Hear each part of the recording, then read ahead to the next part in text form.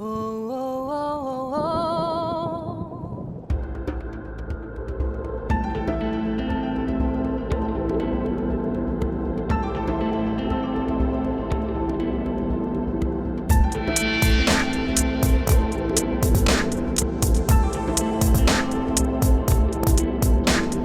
Bonjour à tous, bienvenue dans cette nouvelle série qui va concerner le psaume 3.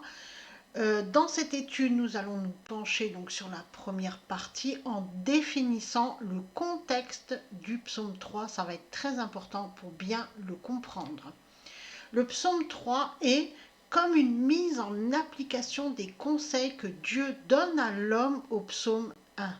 On a déjà étudié ce psaume 1 et pour ceux qui n'ont pas encore vu les vidéos sur la chaîne ou lu les articles sur mon blog concernant le psaume 1, je les invite à aller jeter un coup d'œil. On y parle dans le psaume dans ce psaume qui nous intéresse, le psaume 3, même si cela n'est pas flagrant, d'émondage de taille et d'élagage, comme au psaume 1, de l'homme qui se laisse élaguer et émonder par la parole de Dieu afin d'être en paix, à l'abri sous les ailes de Dieu. Et c'est justement cela que David va expérimenter dans ce psaume auquel on pourrait donner le titre de Confiance en Dieu en 3 temps.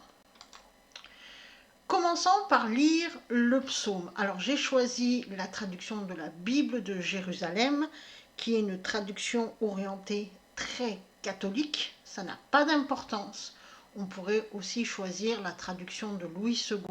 Ça n'a pas d'importance puisqu'à un moment donné, dans nos études, nous allons aller chercher le véritable sens des mots dans le texte original en hébreu. Lisons le psaume 3. Psaume de David, quand il fuyait devant son fils Absalom. Éternel, qu'ils sont nombreux mes oppresseurs, nombreux ceux qui se lèvent contre moi, nombreux ceux qui disent de mon âme, point de salut pour elle en son Dieu. Mais toi, Éternel, bouclier qui m'entoure, ma gloire, tu me redresses la tête. À pleine voix, je crie vers l'Éternel, il me répond de sa montagne sainte. Et moi, je me couche et m'endors, je m'éveille. L'Éternel est mon soutien. Je ne crains pas ces gens par milliers qui forment un cercle contre moi. Lève-toi, Éternel, sauve-moi, mon Dieu. Tu frappes à la joue de tous mes adversaires, les dents des impies, tu les brises. De l'Éternel le salut sur ton peuple, ta bénédiction. Alors, comme vous avez pu le constater, je n'ai pas prononcé YHVH, Yahvé, mais je l'ai remplacé par l'Éternel, puisque YHVH est l'Éternel. À la première lecture de ce texte, on pourrait penser rapidement que le roi David, le fameux roi David, est un lâche qui a pris la fuite devant son propre fils Absalom, et qui non seulement a pris la fuite, mais qui se met à geindre et à supplier Dieu au lieu de prendre les armes et de faire face à son fils. Si l'on pense de cette manière, c'est que l'on pense avec les programmations mentales du monde, car pour le monde, seul le faible fuit, alors que le fort fait face et prend position dans le combat. Et l'on verra encore une fois que toute cette fausse croyance est renversée par la vérité, la seule vérité possible, celle qui vient de Dieu. Pour comprendre tout cela, il nous faut d'abord parler du contexte du psaume et nous poser quelques questions. Qui est Absalom? On sait qu'il est l'un des fils de David, mais quelle est son histoire? S'il est l'un des fils de David, pourquoi David prendrait-il la fuite devant lui? Quel est l'événement qui a déclenché l'écriture de ce psaume? Nous allons regarder tout cela en détail et donc nous allons poser le contexte de ce psaume. Le contexte est donné directement par le psaume. David fuyait devant Absalom, son fils. Et pour bien que l'on comprenne, on précise que Absalom est le fils de David. Comme ça, on ne va pas chercher un autre personnage, c'est bien lui. Absalom était le troisième fils de David. Il était réputé pour sa grande beauté. L'histoire d'Absalom est racontée par le deuxième livre de Samuel. On va en faire un petit résumé. Pour la petite histoire, Absalom fait tuer Amnon, le fils aîné de David, et son demi-frère, car ce dernier avait violé sa sœur Tamar.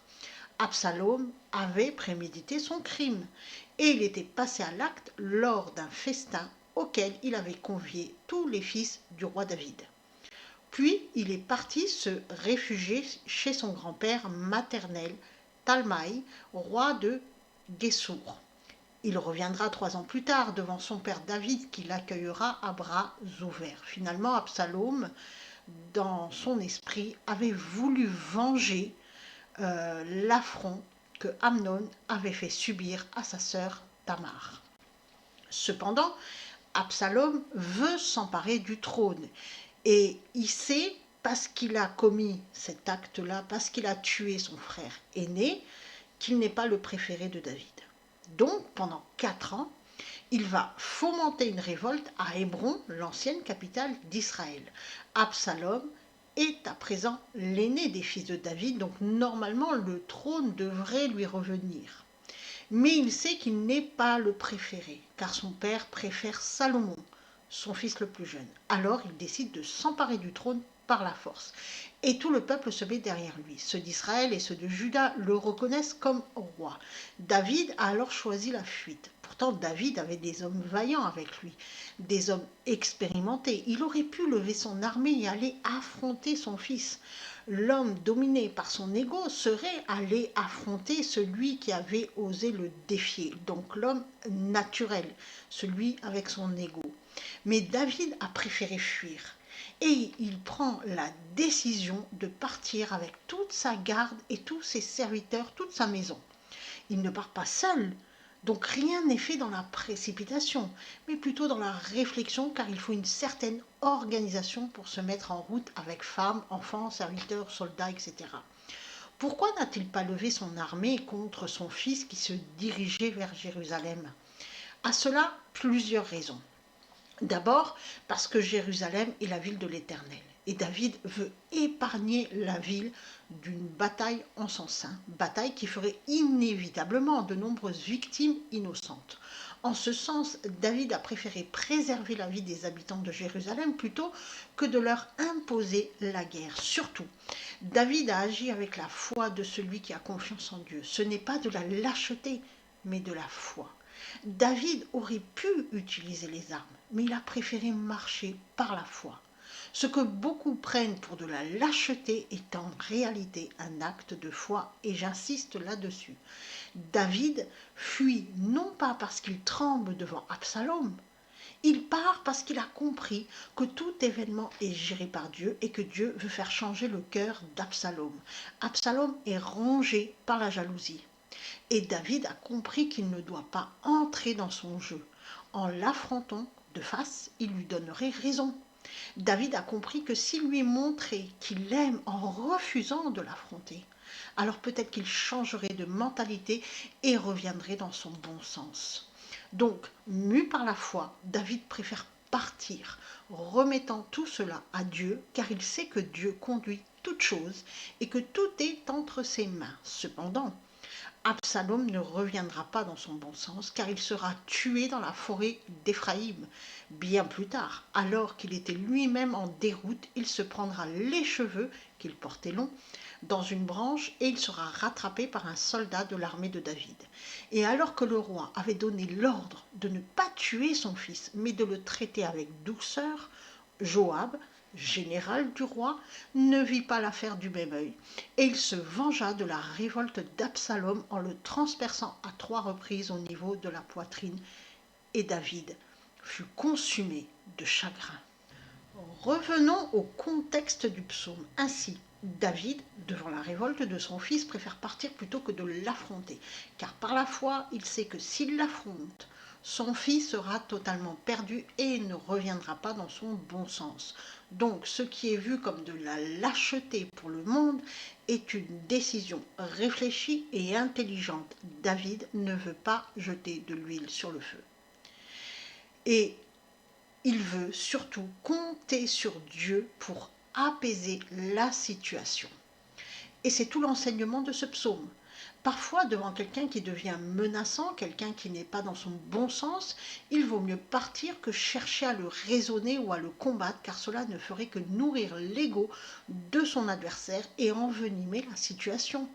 Il y a des situations où il ne sert à rien de vouloir raisonner quelqu'un qui est complètement soumis à son ego, soumis à la colère ou à la jalousie. Ce n'est pas de la fuite, c'est du bon sens et de la foi. Car l'on sait que Dieu va apaiser celui qui se consume à l'intérieur par le feu dévorant de la colère, et justement, en partant, on va confier celui qui est dévoré par la colère à Dieu pour qu'il l'apaise. Ajoutons pour le contexte que David, le roi fugitif entre guillemets, dans son exode, sera suivi par de nombreuses personnes. Son acte sera vu comme de la bravoure. Et encore une fois, pour le comprendre, il faut lire le 2e livre de Samuel.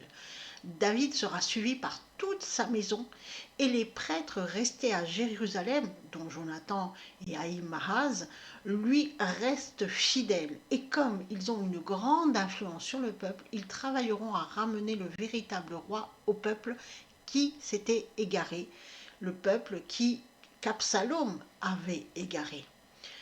David est aussi accompagné de ses fidèles guerriers, les plus vaillants, les plus expérimentés, dont Joab, son général, qui n'a pas supporté l'affront fait à son roi. Il est aussi accompagné par sa garde crétoise et quelques recrues de Gath. Et finalement, lorsqu'on lit toute l'histoire, on s'aperçoit que David a été loué par des peuples étrangers, dont les Hérétiens, les Pérétiens, les Gildiens. Abandonné du peuple de Jérusalem, il a été vu comme un roi par des nations étrangères. On peut y voir que l'œuvre de Christ est un rapprochement avec l'œuvre de Christ. Le roi, rejeté des siens, devient le roi des nations étrangères. Jésus-Christ, rejeté par les Juifs, devient le roi des nations étrangères. À travers ce qu'il se passe ici, on y voit un avant-goût de l'œuvre de Jésus-Christ. Et à présent qu'on a fixé le contexte, on va s'intéresser dans la prochaine étude à la structure du texte qui nous donnera des clés de compréhension du psaume, et plus particulièrement, on va s'intéresser à ces 3 pauses qui délimitent les 3 parties particulières du texte.